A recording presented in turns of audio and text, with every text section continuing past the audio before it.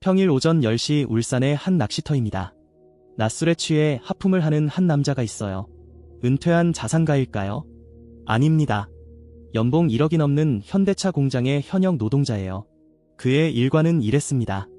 아침에 공장 가서 출근 카드를 찍어요. 작업복으로 갈아입습니다. 그리고는 유유히 공장을 빠져나와 낚시터로 향하는 거예요. 이 남자가 낚시를 하는 동안 공장 라인은 멈췄고 하루 530억 원이 증발합니다. 그런데 진짜 무서운 건 이 돈이 아니에요. 이들이 스스로 누른 자멸 버튼이 우리의 노후와 직결되어 있다면 믿으시겠습니까? 지금부터 그 숨겨진 진실을 파헤쳐 보겠습니다. 도대체 어떻게 이런 일이 가능할까요? 우리는 그들만의 비밀스러운 관행 개뚜리의 실체를 추적했습니다. 3명이 할 일을 2명이 하고 1명은 나가는 시스템이에요. 이건 노동이 아니라 카르텔이었습니다. 돌아가면서 쉬는 게 관행처럼 굳어졌어요. 아예 1명은 공장 밖으로 나가도 라인이 돌아가는 시스템이 완성된 겁니다. 회사도 노조도 모두 알고 있었어요. 거대한 카르텔 속에서 누구도 입을 열지 않았습니다. 이게 대한민국 1등 기업의 진짜 근무 환경이었습니다. 올려치기라는 전문 용어를 아십니까? 정상 근무는 오전 몇 시 시작인데 몇십 분 일찍 출근 카드를 찍어요. 탈의실에서 옷 갈아입고 커피 마시고 수다 떱니다. 일은 정시에 시작하죠. 그런데 월급 명세서를 보면 수다 떨고 커피 마신 모든 시간이 모두 연장 근무로 둔갑해 있어요. 이렇게 새나가는 돈이 1인당 연간 수백만 원이에요. 공장 전체로는 수백억 원입니다. 이 돈이 다 어디서 나올까요? 결국 우리가 사는 차 값에 포함된 거 아니겠습니까? 와이파이가 끊기면 파업을 하는 회사입니다. 몇 년 전 현대차 공장에서 와이파이 사태가 터졌어요. 회사가 근무 시간에 동영상 좀 그만 보라며 와이파이를 차단하려 했습니다. 노조가 탄압이라며 특근 거부를 선언했던 코미디 같은 사건이죠. 공장 라인 곳곳에 지금도 스마트폰 거치대가 달려 있어요. 차를 조립하면서 유튜브를 보고 넷플릭스를 정주행합니다. 시청자 여러분은 지금 조립공의 컨디션을 걱정하며 차를 사고 계신 겁니다. 자동차 커뮤니티에서는 이런 말이 돕니다. 제발 내 차는 금요일 오후나 월요일 오전에 조립된 차가 아니길 빈다고요. 금요일은 주말 놀 생각에 대충 만들고 월요일은 술이 덜 깨서 대충 만든다는 거예요. 수천만 원 하는 차를 사면서 고객이 이런 걱정을 해야 하는 현실입니다. 이게 글로벌 탑3 기업의 품질 관리입니까? 하지만 이게 끝이 아닙니다. 진짜 비극은 남양연구소에서 시작되고 있었으니까요. 이 기막힌 상황을 피눈물 흘리며 지켜보는 피해자들이 있어요. 바로 현대차의 미래를 짊어진 젊은 연구원들입니다. 경기도 화성 남양연구소에는 밤을 새워가며 자동차를 설계하고 소프트웨어를 코딩하는 수많은 연구원들이 있어요. 이들의 박탈감은 이제 분노를 넘어 절망에 가깝습니다.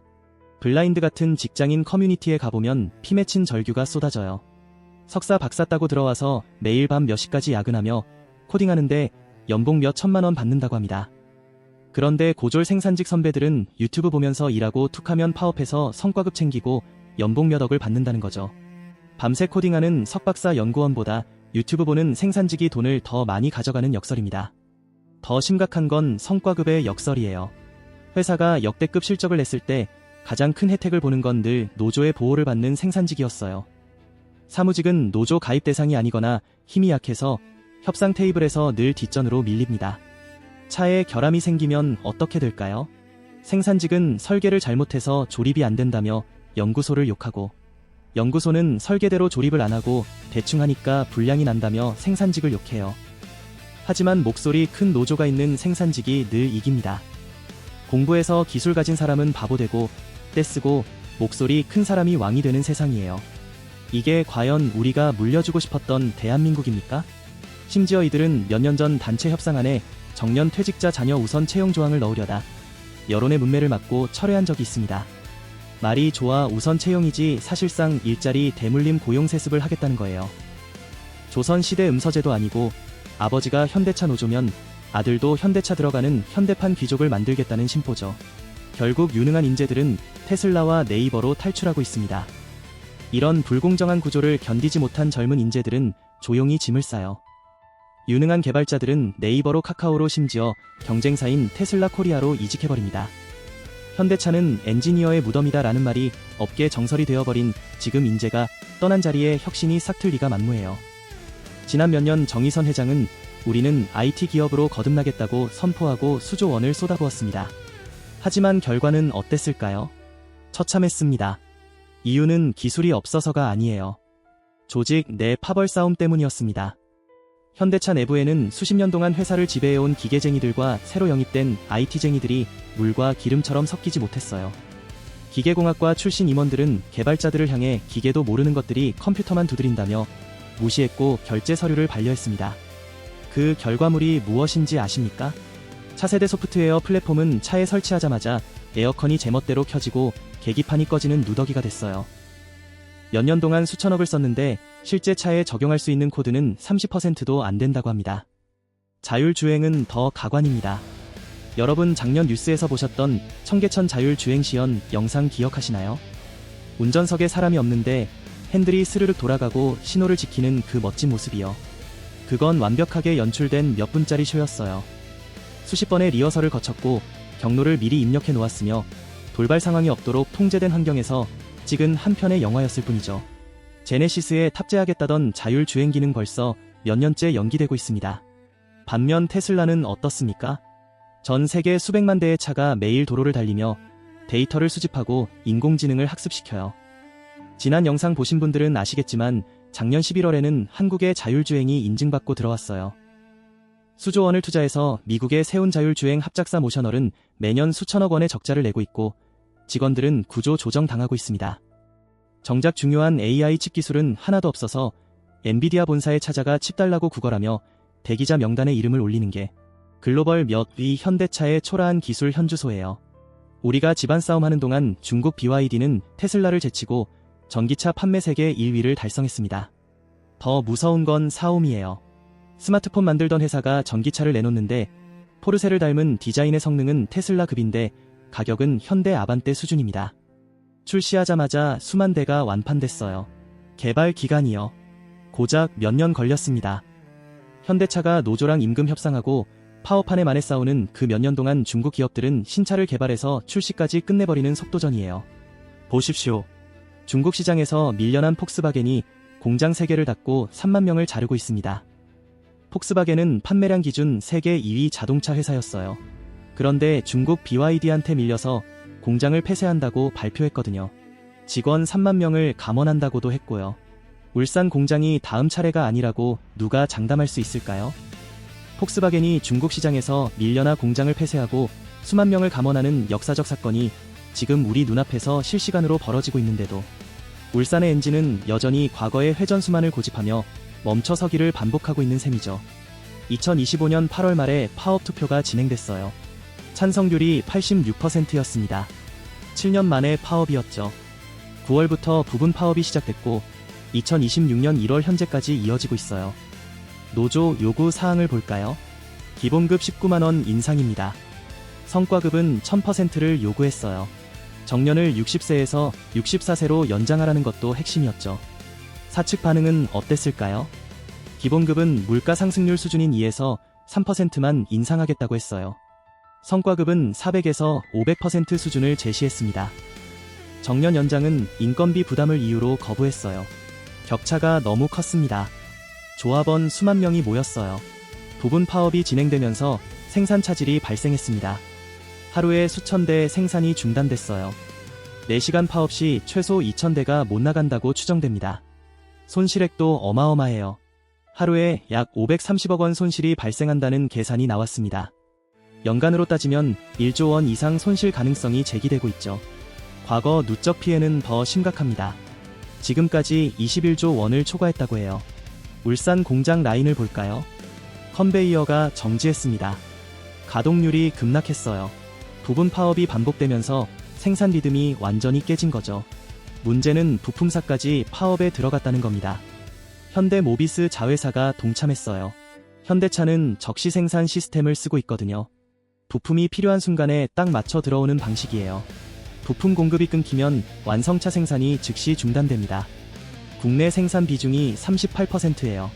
울산에서 못 만들면 수출도 못하는 겁니다. 회사는 바보가 아닙니다. 2025에서 2028년까지 260억 달러, 약 35조 원을 투자할 예정입니다. 미국 조지아만 10조 원 투자 1,500명 채용 예정이고요. 조지아 공장은 27억 달러, 약 3.6조 원 추가 투자로 3,000명 현지 고용할 예정이에요. 미국 정부가 세운 관세 장벽과 인플레이션 감축법이라는 거대한 해이를 막아내지 못하면 가격 경쟁력은 즉시 소멸하기 때문입니다. 현대차가 투자 68조 원을 발표했어요. R&D에 22조 원이에요. 설비 투자에 31조 원이고요. 전략 투자에 15조 원입니다. 어디에 쓸까요? 소프트웨어 중심 자동차 전환이 있습니다. 미국 전기차 공급망 구축도 있고요. 미래 기술력 확보도 포함돼 있죠. 조지아주 전기차 공장이 있어요. 엘라베마주 조립 공장도 있고요. 여기서 차를 만들어서 미국에 팔면 관세 걱정이 줄어듭니다. 울산이 멈춰서면 회사는 미국으로 가면 그만입니다. 노조는 해외 공장 지으면 우리 일자리 줄어든다고 반대했어요. 하지만 현대차는 밀어붙였습니다. 해외 공장 안 지으면 현대차 자체가 어려워질 수 있거든요. 하지만 남겨진 우리와 울산의 노동자들은 어디로 가야 할까요? 울산 공장 안을 들여다볼까요? 50대 베테랑 노동자가 있습니다. 근속 30년 차예요. 연봉은 1억 5천만 원이 넘죠. 5년 후면 정년입니다. 이분의 최대 관심사는 정년 연장이에요. 반면 30대 신입 노동자도 있어요. 입사 3년 차입니다. 연봉은 6천만 원 수준이죠. 앞으로 30년을 더 일해야 해요. 이분의 관심사는 뭘까요? 회사의 미래입니다. 30년 후에도 현대차가 살아남을까요? 내가 저 나이가 되었을 때 과연 이 공장이 돌아가고 있을까 하는 공포는 막연한 불안감이 아니라 수학적 필연에 가까운 겁니다. 그런데 노조는 누구 편일까요? 50대 편입니다. 노조 간부 대부분이 50대거든요. 투표건도 50대가 많고요. 젊은 세대는 지금 당장 돈보다 회사 미래가 중요하다고 생각해요. 하지만 노조 간부들은 우리 정년까지만 버티면 된다고 생각할 수 있는 겁니다. 실제로 노조가 로봇 도입을 반대한 적이 있어요. 자동화도 반대했고요. 테슬라는 이미 공장 대부분을 자동화했습니다. 중국 BYD도 로봇으로 차를 만들고 있고요. 근데 현대차만 사람 손으로 계속 만들 수 있을까요? 불가능합니다. 자동화를 거부하고 해외 공장을 반대하는 행위는 전체 기계를 망가뜨리는 것과 다를 바 없어요. 지금 당장 일자리 지키려다가 미래 일자리를 다 날려버릴 수 있는 겁니다. 상황이 이렇게 되자 현대차 내부에서도 기류가 변하고 있습니다. 그토록 강성이라던 노조가 왜 갑자기 낚시꾼 해고에는 침묵했을까요? 노조 간부들도 바보가 아니에요. 전기차 시대가 오면 엔진과 변속기가 사라지고 부품이 수만 개에서 수천 개로 줍니다. 필연적으로 생산 인력의 수십 %는 유휴 인력이 돼요. 그래서 은밀한 거래를 합니다. 임금 올려주고 우리 핵심 조합원들의 밥그릇은 챙겨달라 대신 저런 낚시꾼 같은 문제아들이나 정년 얼마 안 남은 사람들은 구조 조정에도 눈 감아주겠다는 거죠. 킹산직 신화는 외부의 공격이 아니라 내부의 배신으로 무너지고 있습니다. 현대차 본사 컨퍼런스룸입니다. 실적 발표가 진행됐어요. 연간 매출 170조 원이에요. 영업이익은 15조 원입니다. 역대 최대 매출이에요. 그런데 영업이익은 전년 대비 소폭 감소했습니다. 환율 때문이에요. 현대차가 기록한 매출 수백조 원이라는 숫자에 현혹되어서는 안 돼요. 이는 글로벌 인플레이션과 환율 효과가 만들어낸 착시일 수 있거든요. 고금리에 전기차 캐즘이 왔잖아요. 글로벌 경기 둔화 속에서도 현대차는 매출을 키웠다는 겁니다. 어떻게 가능했을까요? 하이브리드입니다. 하이브리드 판매량이 전년 대비 40% 증가했어요. 전기차는 20% 감소했고요. 현대차 그룹의 글로벌 순위를 볼까요? 판매량 기준으로 700만 대를 팔았습니다. 1위 토요타에 2위 폭스바겐에 이어 3위예요. 영업이익 기준으로 보면 현대차 그룹이 폭스바겐을 제쳤어요. 반면 현대차는 북미에서 잘 나가고 있습니다. 북미 판매가 15% 증가했어요. 진짜 승부는 지금부터입니다. 현대차가 목표로 내건 게 있어요. 도매 판매 460만 대예요. 매출 성장률 3에서 5%고요. 영업이익률은 8에서 9%입니다. 핵심은 이겁니다. 현대차는 위기를 기회로 바꾸려 하고 있다는 거예요. 전기차 캐즘은 하이브리드로 돌파하고요. 미국 관세는 현지 공장으로 돌파합니다. 노조는 뭘 하고 있었나요? 기본급 19만 원 더 올려라였어요. 성과급 1000% 달라였고요. 정년 64세로 연장하라였습니다. 해외 공장 짓지 말아였고요. 회사는 미래를 준비하는데 노조는 과거에 갇혀 있는 겁니다. 시나리오 하나를 그려볼게요. 노조가 회사 미래를 위해 자동화 받아들이겠다고 선언하는 겁니다. 정년 연장도 64세가 아닌 62세로 타협하는 거죠. 대신 회사는 자동화로 줄어드는 인력은 재교육해서 다른 부서로 배치하겠다고 약속하는 겁니다. 울산 전기차 신공장이 본격 가동되어 연간 30만 대 생산이 가능해집니다. 현대차가 북미 시장에서 하이브리드와 전기차로 성과를 냅니다. 파업으로 잃었던 1조 원의 손실을 만회할 수 있게 되어 현대차 그룹이 글로벌 판매량 2위로 올라갈 수도 있습니다. 반대 시나리오도 있어요. 노조가 계속 강경하게 나가는 겁니다. 기본급 19만 원 고수에 정년 64세 관철을 외치는 거죠. 자동화 반대에 해외 공장 반대예요. 회사가 어쩔 수 없이 해외 공장 비중을 늘립니다. 베트남이나 인도 공장을 확장하는 거예요. 울산 공장 물량 일부를 해외로 돌리는 겁니다. 인건비가 훨씬 싸거든요. 울산 공장 가동률이 떨어져요. 회사가 더 이상 울산 공장 증설은 없다고 발표합니다. 자동화를 거부하고 해외 공장을 막아서는 행위는 배 밑바닥에 구멍을 뚫는 것과 다르지 않아요. 국내 생산기지가 원가 경쟁력을 상실하는 순간 울산 공장은 버려진 유령선으로 전락할 수밖에 없거든요. 누가 손해일까요? 노조일 가능성이 높습니다. 회사는 해외에 공장 지으면 그만이에요. 하지만 노조 조합원들은 어떡해요? 울산 공장 외에 갈 데가 없잖아요. 젊은 세대가 이미 눈치챘을 수 있어요. 노조가 우리 미래 안 지켜준다고요. 기득권만 챙긴다고요. 그래서 노조 가입률이 떨어지는 겁니다. 10년 후 노조 조합원이 크게 줄어들 수 있어요. 고연령층은 전부 퇴직하고요. 신규 인력은 가입 안 하니까요. 협상력도 약해지겠죠. 어떻게 해야 할까요? 노조가 미래를 봐야 합니다. 당장 19만 원 더 받는 것보다 10년 후에도 이 공장이 돌아가는 게 중요하거든요. 회사도 마찬가지예요. 노조를 적으로 만들면 안 됩니다. 함께 가야 해요. 자동화하더라도 일자리는 보장하고 재교육도 시켜주는 거죠. 지금은 어떤가요? 노조는 우리 목 챙기기 바쁩니다. 회사는 해외 공장 짓기 바쁘고요. 서로 등을 돌리고 있는 겁니다. 이게 계속되면 10년 후 울산 공장이 텅텅 비어 있을 수 있어요. 10년 후 울산 공장 정문에서 당신은 무엇을 보고 싶습니까? 텅 빈 공장 입구에서 당신은 지난 10년을 돌아봅니다. 그때 우리가 조금만 양보했더라면, 회사랑 손잡았더라면 지금 이 공장이 이렇게 텅 비진 않았을 텐데요. 아니면 그때 우리가 미래를 선택하길 잘했어요. 회사랑 함께 갔더니 전기차 라인도 생기고 일자리도 지켜지고 월급도 더 올랐잖아요. 둘 중 하나입니다. 많은 분이 현대차 영업이익이 수십조 원인데 무슨 위기냐라고 하십니다. 하지만 여러분, 숫자의 마법에 속지 마십시오.